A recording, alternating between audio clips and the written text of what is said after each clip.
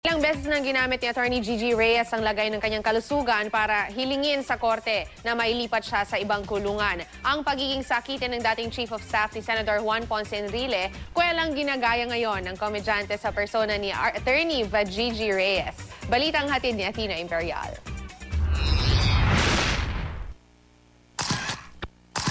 Kung pork barrel scam lang din ang pag-uusapan, wala na yatang ibang bida sa istoryang ito, kundi si... Kumuha ng kawali. Pahira ng bongre mantikilya, iligay sa apoy at igisa sa apoy ng public scrutiny. Yun na!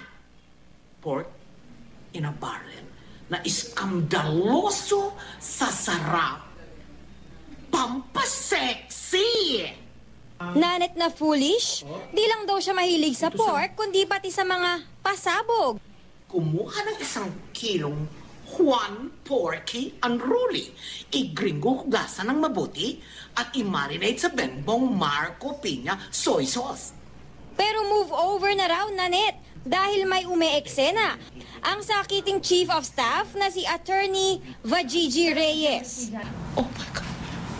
I'm having the Bell's palsy again. Tonsillitis. I have hepatitis 2, diabetes, the palpitation.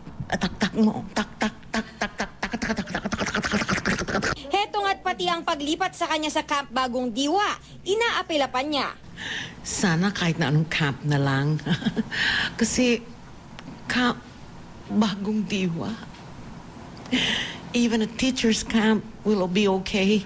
Or a summer camp. I don't think I deserve this. As the 25th senator. Kaya kung magkagipitan, mapipilitan daw mamili si Attorney Gigi. To be state witness or stay in love. Si Attorney Gigi Reyes ang bagong persona ng komedyang si Nanette Inventor. Di raw tulad ni Nanette na foolish, mas nahirapan daw si Nanette sa karakter ni Gigi Reyes. Ginagaya ko rin yung boses niya, yung pag-i-English niya kasi lawyer yun eh. So ayoko magkamali sa aking mga... So nagre-research na ako, matagal na.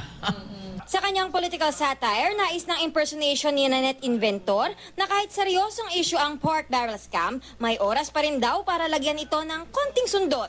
Alam ko may sentimiento naman ng mga tao tungkol kay Gigi, kay, yun na nga, si Attorney Reyes. So, ganun din ako.